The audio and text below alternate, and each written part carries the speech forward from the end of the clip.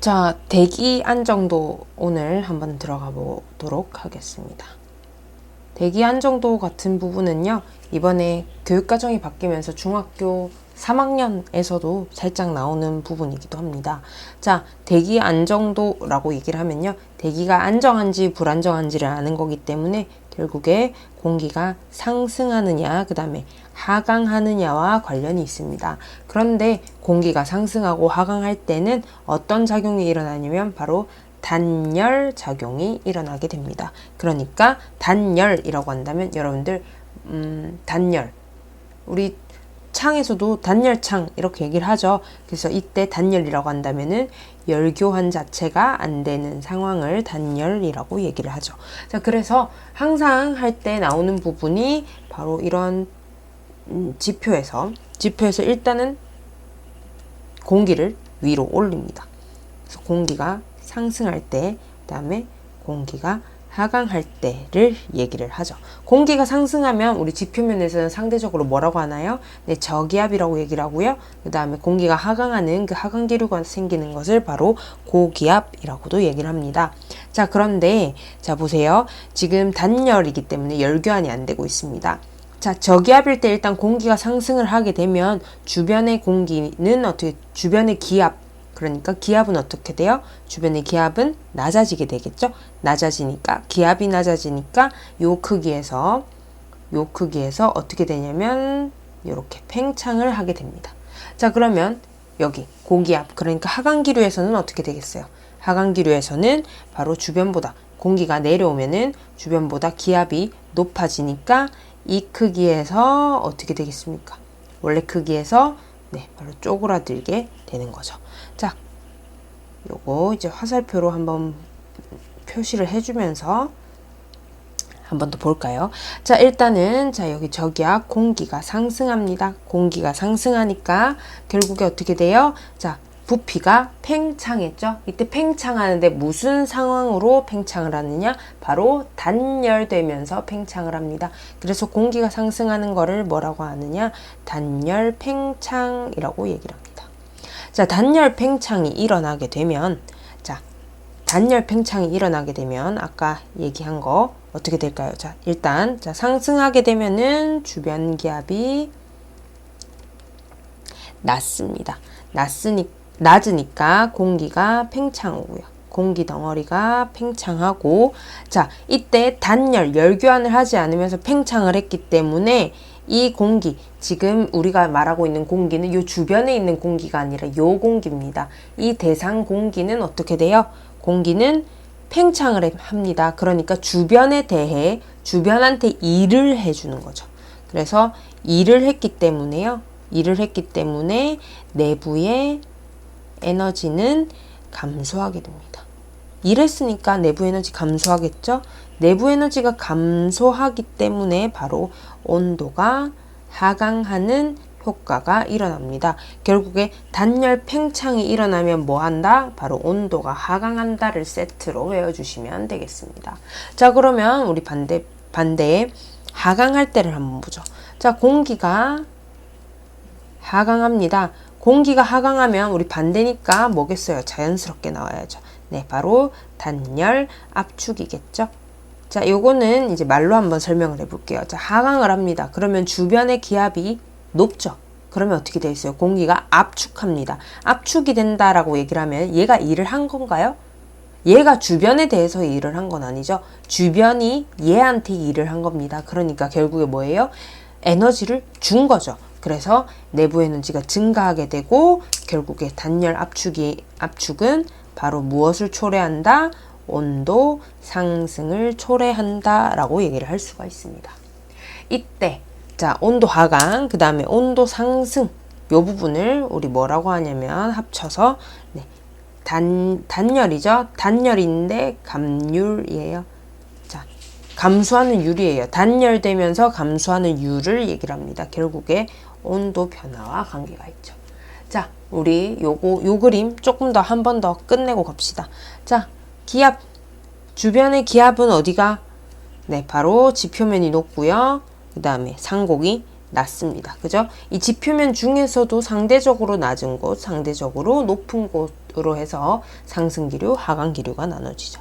자, 기압은 결국 뭡니까? 공기가 얼마나 있느냐기 때문에 바로 공기의 밀도, 공기 밀도는 어디가 높아요? 바로 지표면이 크죠.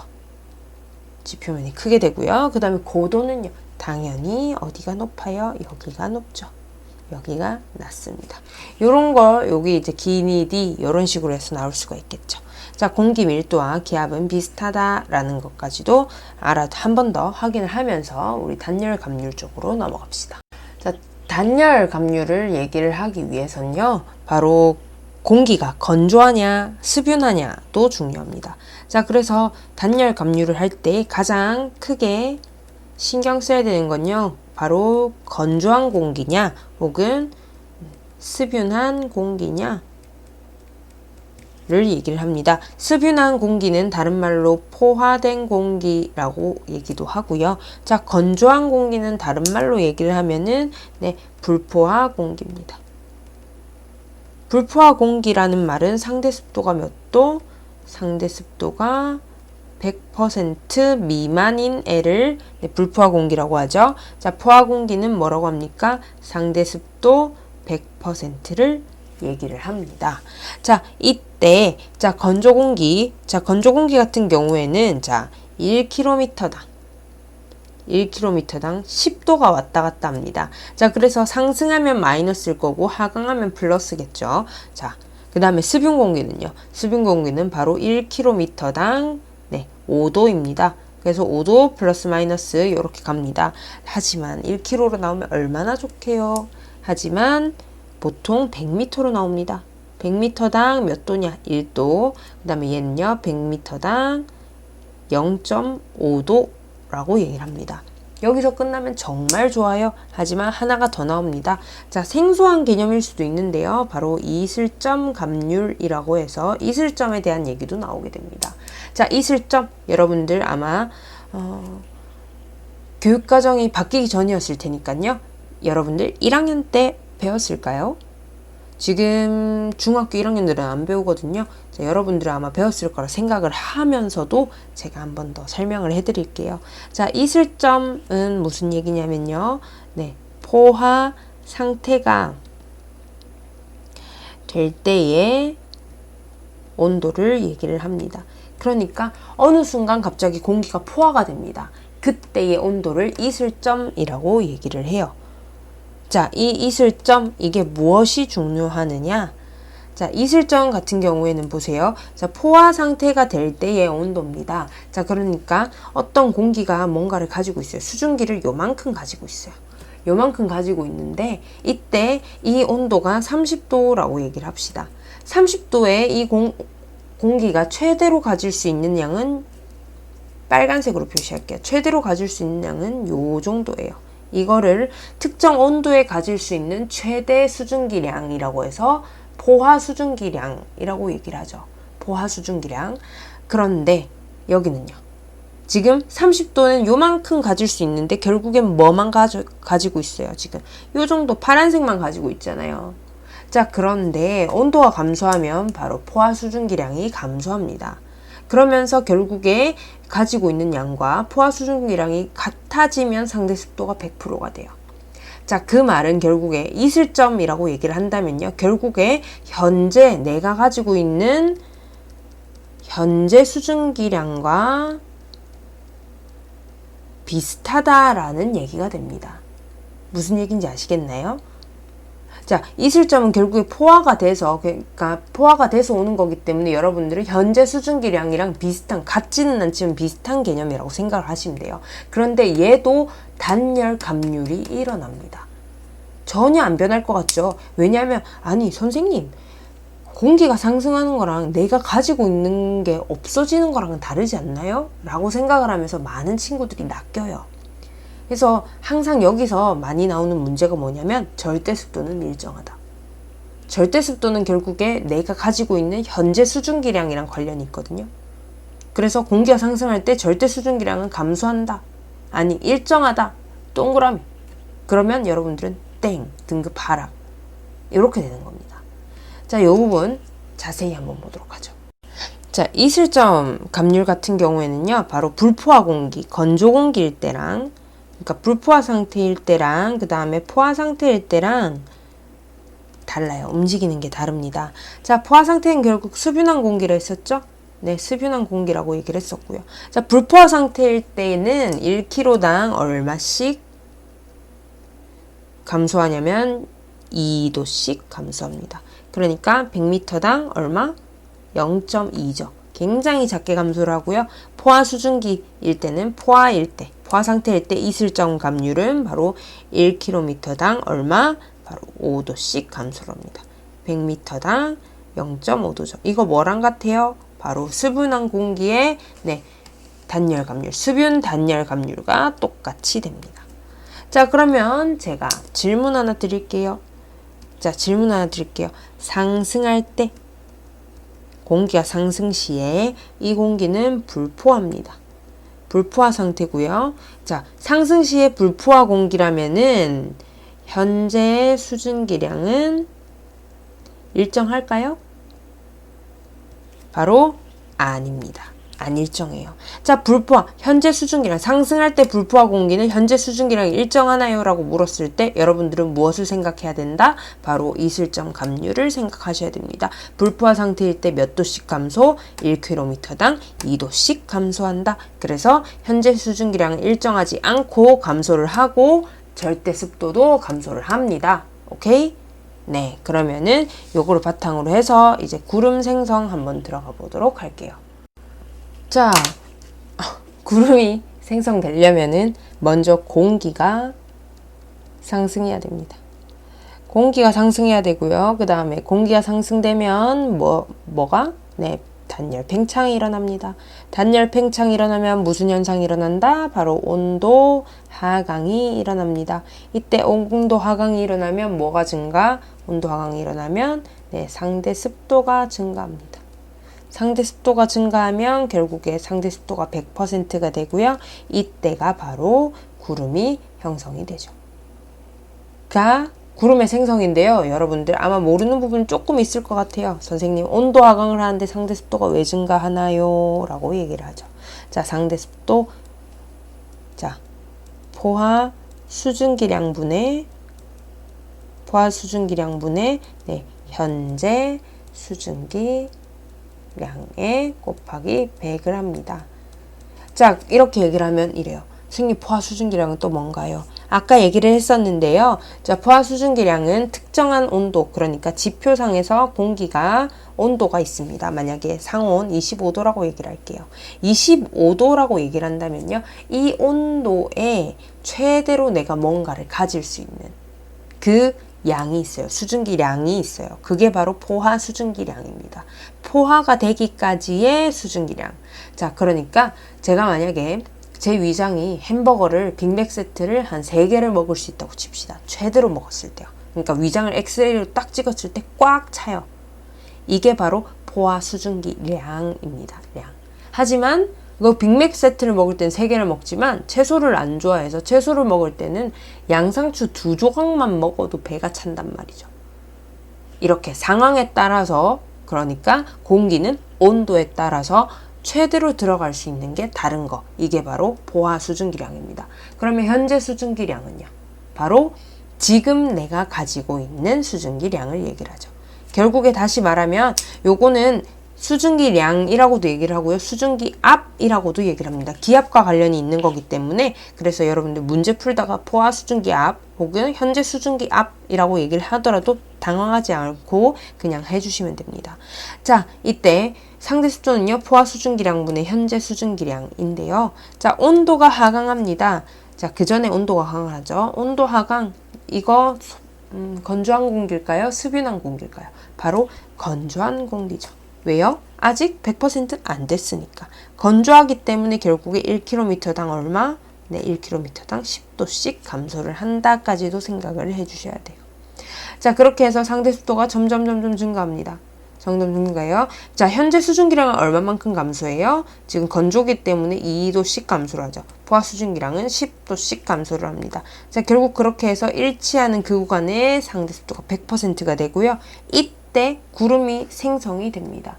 이때의 그 높이, 고도를 뭐라고 하냐면 이거 중요합니다. 이때 고도를 바로 상승 응결 고도라고 얘기를 합니다. 그리고 대문자 H를 써주죠.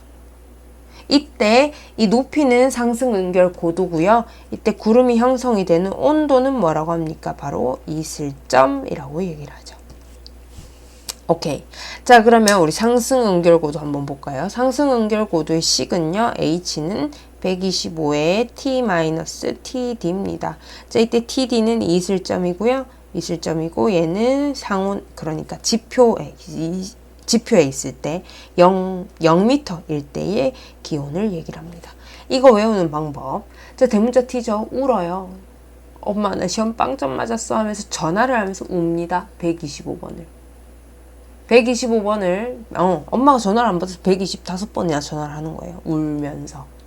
오케이? 외울 수 있겠죠? 자, 그러면은 이제 그래프 한번 가봐야겠죠. 우리 단열 감률하면 항상 나오는 단골이 바로 그래프입니다. 바로 기온과 높이 그래프죠.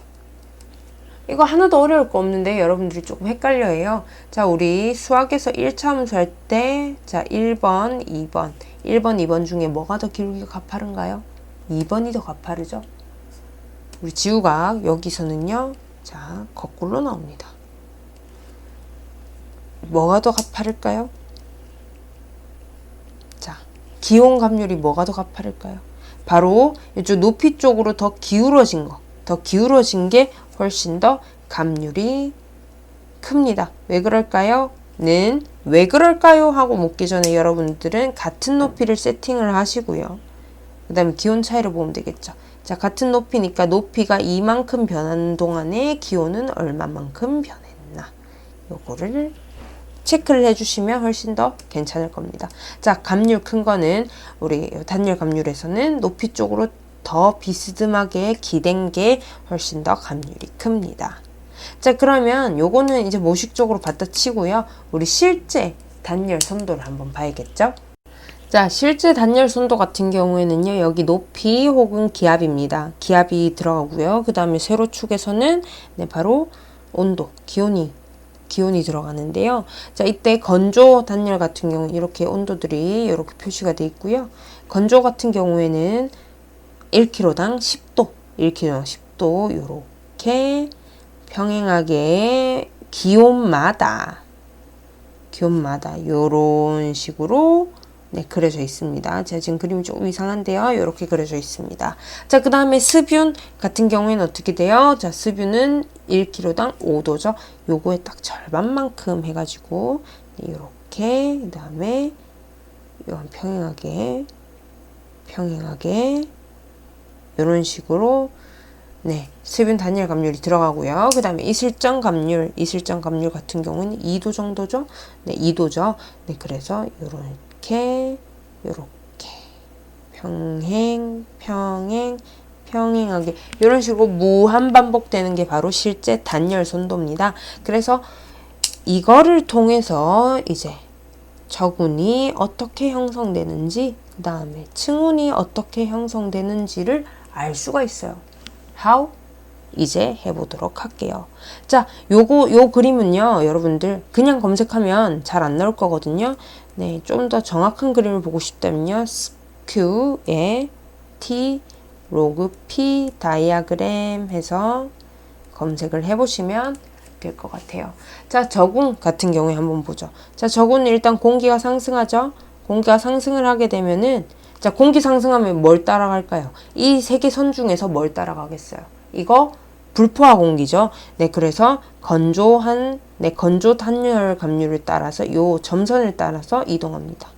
건조 따라서 이동을 하고요. 이동을 하다 보면 결국에 어떤 현상이 발생합니까? 상대 습도 100% 현상이 발생합니다. 자, 그 말은 바로 뭡니까? 상대 습도가 100%가 된다?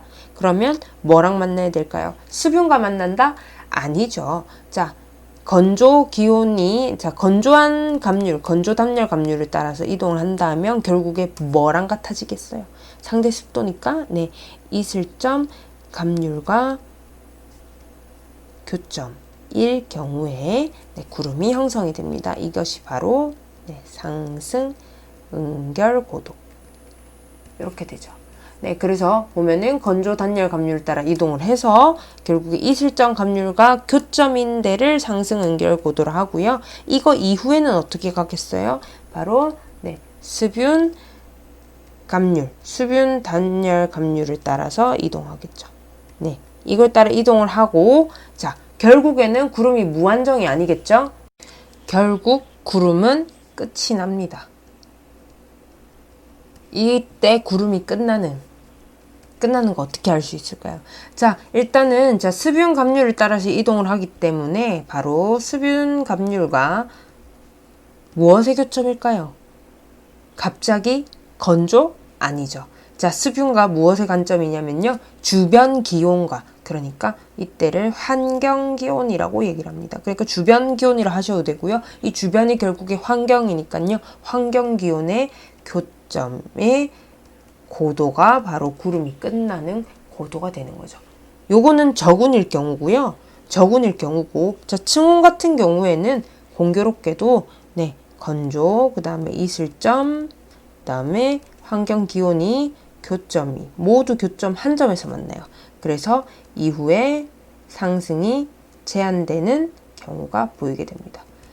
제가 지금 그림을 다 안 그렸는데요. 그 이유는요. 실제 단열 송도에서 저군과 층온 같은 경우에는 여러분들이 이 설명을 바탕으로 해서 이 그래프를 외우셔야 돼요. 외운다기보다는요. 이 설명을 바탕으로 해서 이 그래프를 해석할 줄 알아야 됩니다. 그래서 이 해석하기 위해서의 기본이니까요. 그래서 또 그림을 잘 못 그리기도 하고요.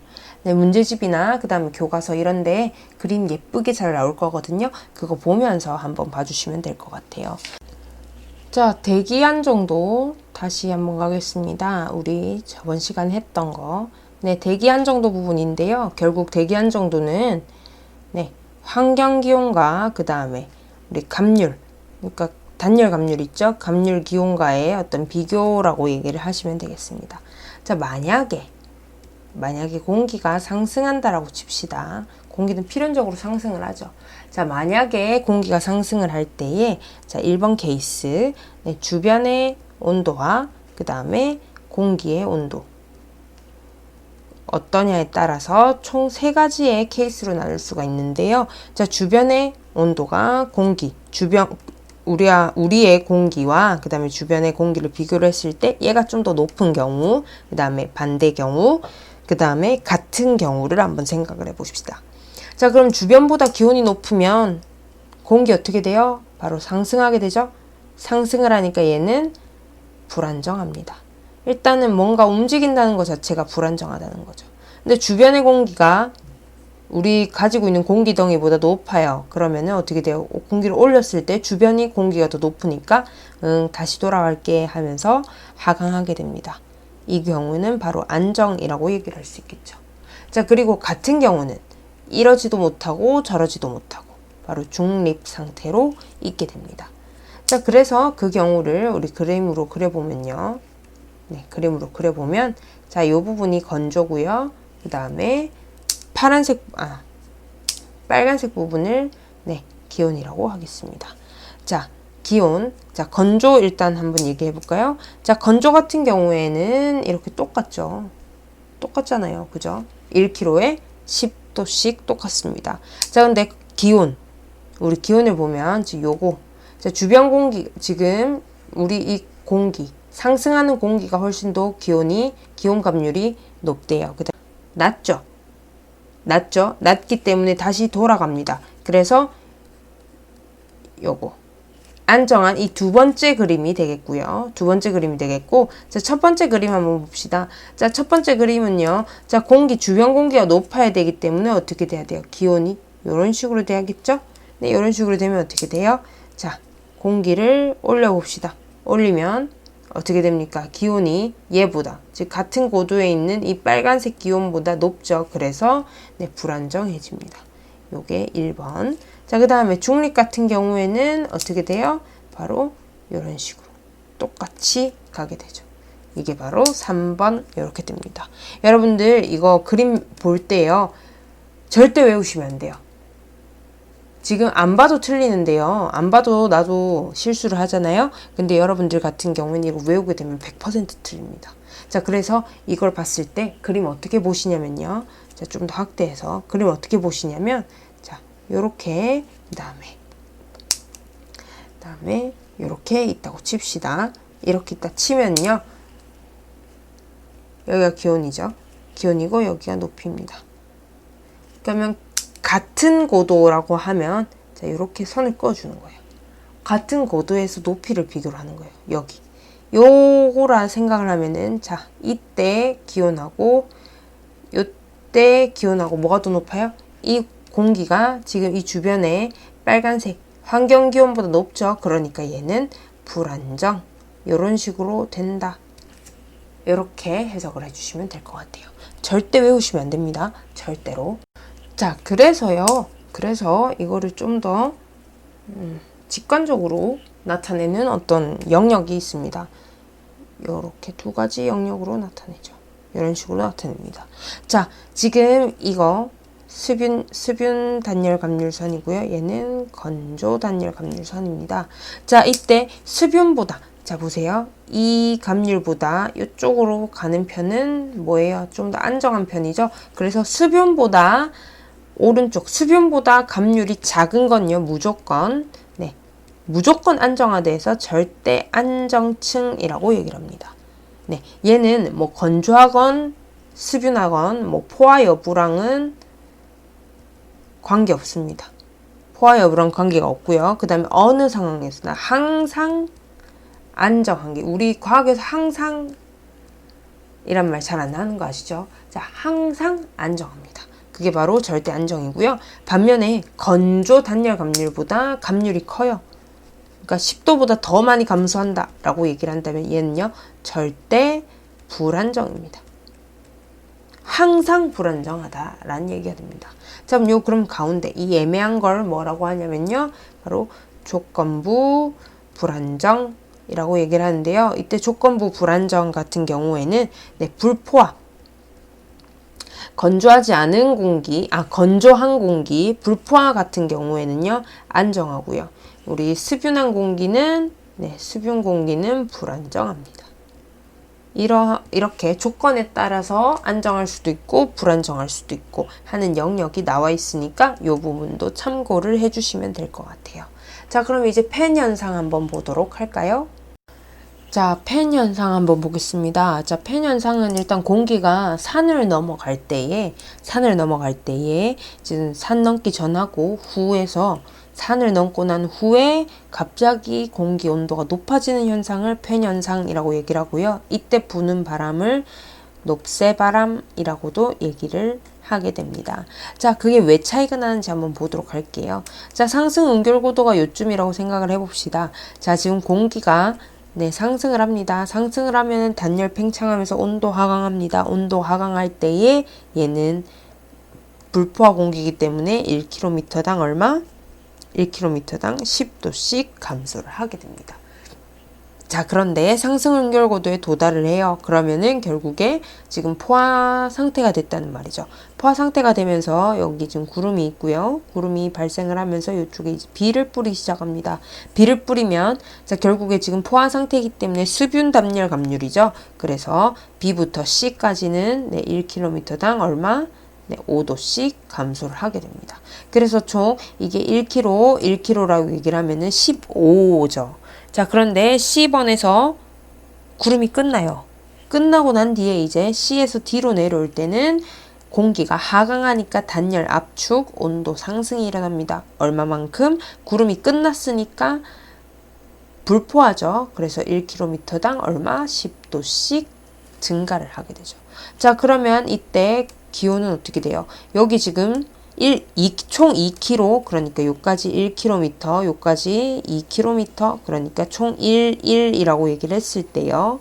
1km 얘기를 했을 때 온도가 감소한 거는 15도인데 지금 늘어난 거는 20이죠. 그래서 넘은 후 온도가 여기 넘은 후가 훨씬 더 증가를 합니다.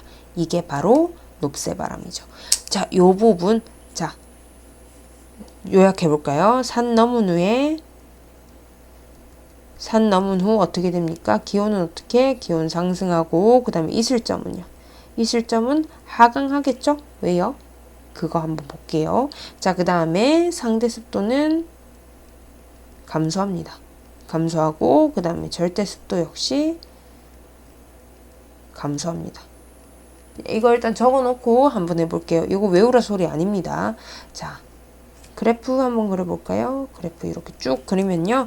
자, 우리 기온 A번에서 시작하는 그 기온 한번 얘기를 해볼게요. 자, 기온은 자 A번에서 시작하면은 자 1km당 10도씩 이렇게 쭉 감소를 합니다. 그죠?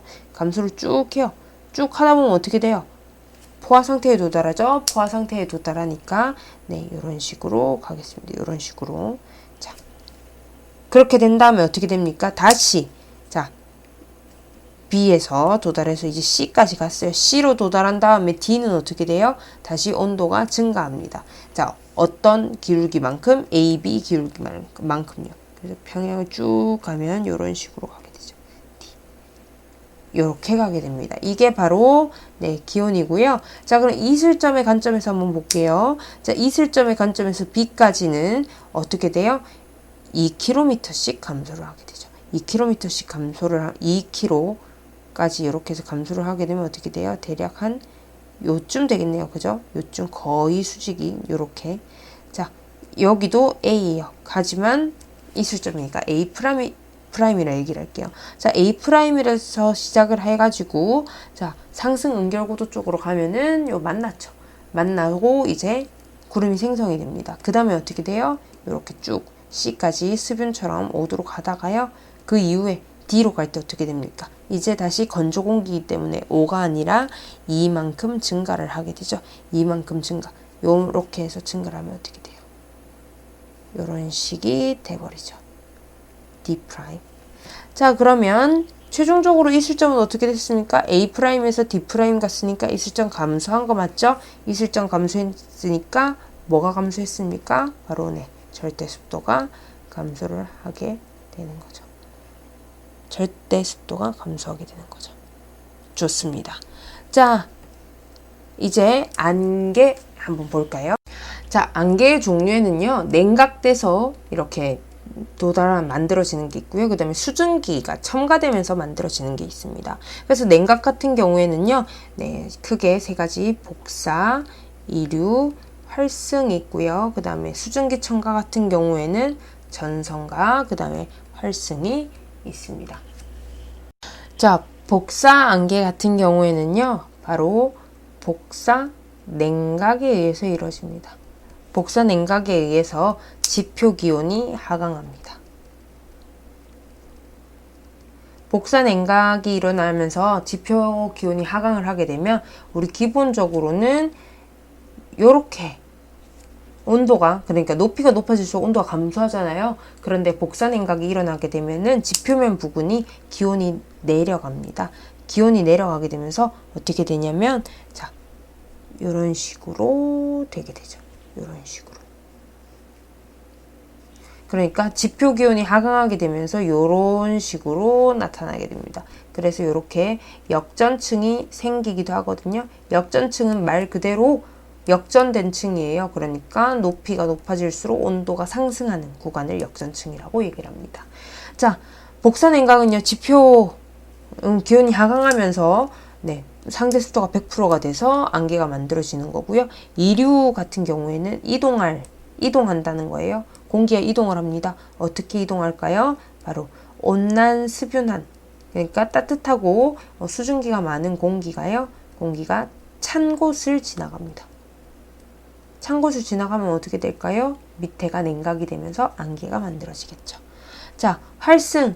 이 활승 안개라고 얘기를 하는데요. 활승 같은 경우에는 어떻게 만들어지냐면 지형 따라서 우리 산 타고 공기가 올라가면서 이렇게 발생하는 안개가 네, 냉각 안개라고 얘기를 하고요. 그 다음에 이제 수증기 첨가를 하면서 만들어지는 안개를 한번 보도록 하겠습니다.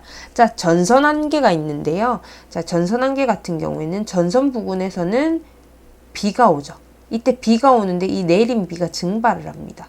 증발하면서 주변에 수증기를 공급하게 되고 그러면서 상대 습도가 100%에 도달하면서 안개가 형성이 됩니다. 자, 그 다음에 활승 같은 경우에는요. 자, 활승은 네, 호수면, 그러니까 수면이 따뜻해요. 수면 따뜻하면 어떻게 돼요? 증발하겠죠? 증발해서 네, 이 주변에 있는 공기가 안개가 되는 게 바로 활승 안개, 수증기 첨가해서의 활승 안개라고 할 수가 있겠습니다. 자, 여기까지입니다. 간단했죠? 간단했고요. 우리 다음 시간에는 네, 기압 경도력 한번 보도록 하겠습니다. 고생하셨습니다.